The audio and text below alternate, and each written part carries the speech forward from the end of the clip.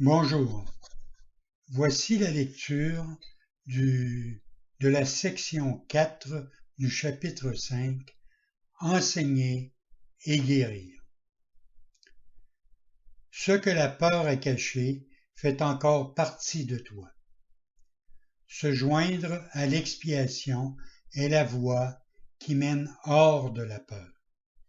Le Saint-Esprit t'aidera à réinterpréter tout ce que tu perçois comme apeurant et il t'enseignera que seul est vrai ce qui est aimant. La vérité est au-delà de ton aptitude à détruire, mais elle est entièrement à la portée de ton aptitude à accepter. Elle t'appartient parce que, étant une extension de Dieu, tu l'as créée avec lui. Elle est à toi parce qu'elle fait partie de toi, tout comme tu fais partie de Dieu parce qu'il t'a créé. Rien de ce qui est bon ne peut être perdu parce que cela vient du Saint-Esprit, la voie pour la création. Rien de ce qui n'est pas bon ne fut jamais créé et ne peut donc être protégé. L'expiation est la garantie de la sécurité du royaume et l'union de la filialité est sa protection. L'ego ne saurait prévaloir contre le royaume parce que la filialité est unie. En présence de ceux qui entendent l'appel du Saint-Esprit à n'être qu'un, l'ego s'évanouit et est défait. Ce que l'ego fait, il le garde pour lui. Ainsi, il est sans force. Son existence n'est pas partagée.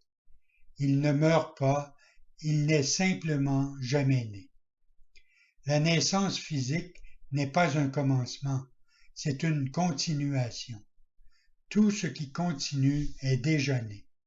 Cela augmente quand tu es désireux de rendre la partie de ton esprit qui n'est pas guérie à la partie supérieure, le rendant indivisé à la création. Je suis venu pour te donner le fondement afin que tes propres pensées puissent te rendre vraiment libre.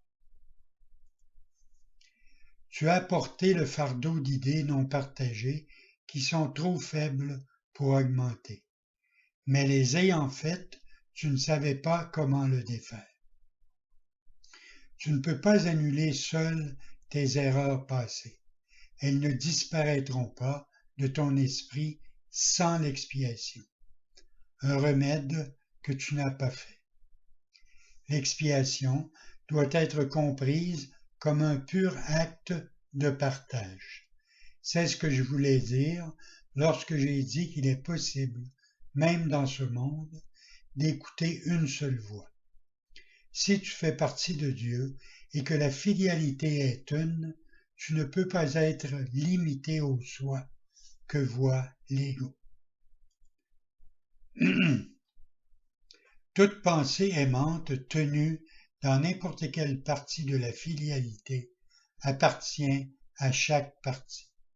Elle est partagée parce qu'elle est aimante. Partager, c'est la façon dont Dieu crée, qui est aussi la tienne.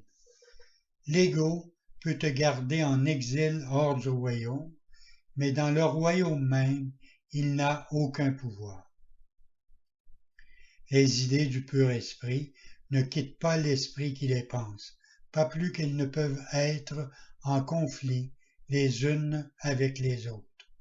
Toutefois, les idées de l'ego peuvent être en conflit parce qu'elles surviennent à différents niveaux et incluent aussi des pensées opposées à un même niveau. Il est impossible de partager des pensées qui s'opposent les unes aux autres. Tu ne peux partager que les pensées qui sont de Dieu et qu'il garde pour toi. Or, en cela consiste le royaume des cieux. Les autres restent avec toi jusqu'à ce que le Saint-Esprit les ait réinterprétés à la lumière du royaume, les rendant, elles aussi, dignes d'être partagées. Lorsqu'elles ont été suffisamment purifiées, il te laisse les donner. C'est la décision de les partager qui est leur purification. J'ai entendu une seule voix parce que j'ai compris que je ne pouvais pas expier pour moi seul. Écouter une seule voix implique la décision de la partager afin de l'entendre soi-même.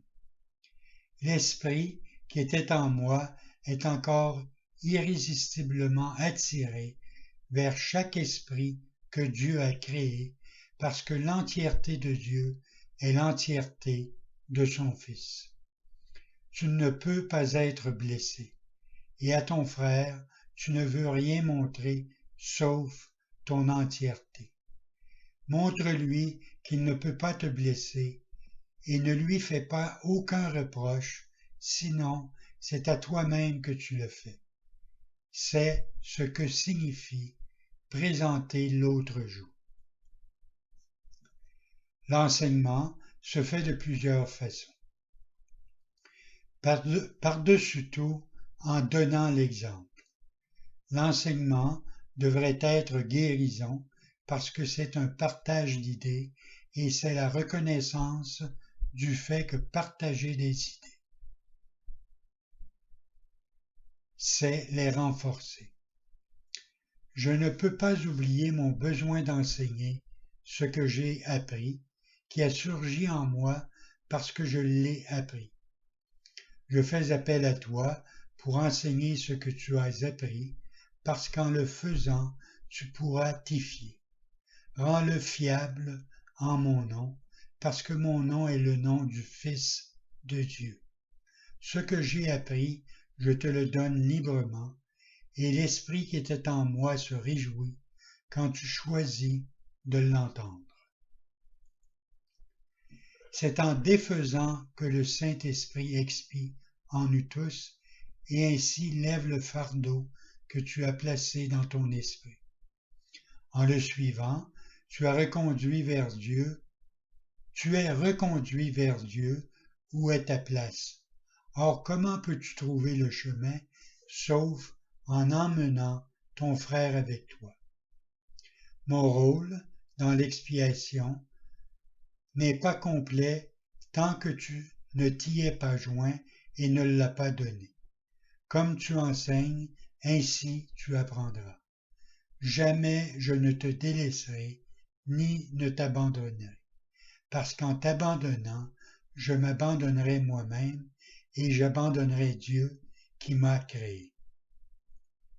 Tu t'abandonnes toi-même et tu abandonnes Dieu si tu abandonnes n'importe lequel de tes frères. Tu dois apprendre à les voir tels qu'ils sont et comprendre qu'ils appartiennent à Dieu comme toi. Comment pourrais-tu mieux traiter ton frère qu'en rendant à Dieu ce qui est à Dieu? L'expiation te donne le pouvoir d'un esprit guéri, mais le pouvoir de créer est de Dieu. Par conséquent, ceux qui ont été pardonnés doivent se dévouer d'abord à la guérison, parce qu'ayant reçu l'idée de la guérison, ils doivent la donner pour la garder. Le plein pouvoir de la création ne peut pas être exprimé aussi longtemps qu'une seule des idées de Dieu est refusée au royaume. La volonté conjointe de la filialité est le seul créateur capable de créer comme le Père, parce que seuls ceux qui sont complets peuvent penser complètement et rien ne manque à la pensée de Dieu.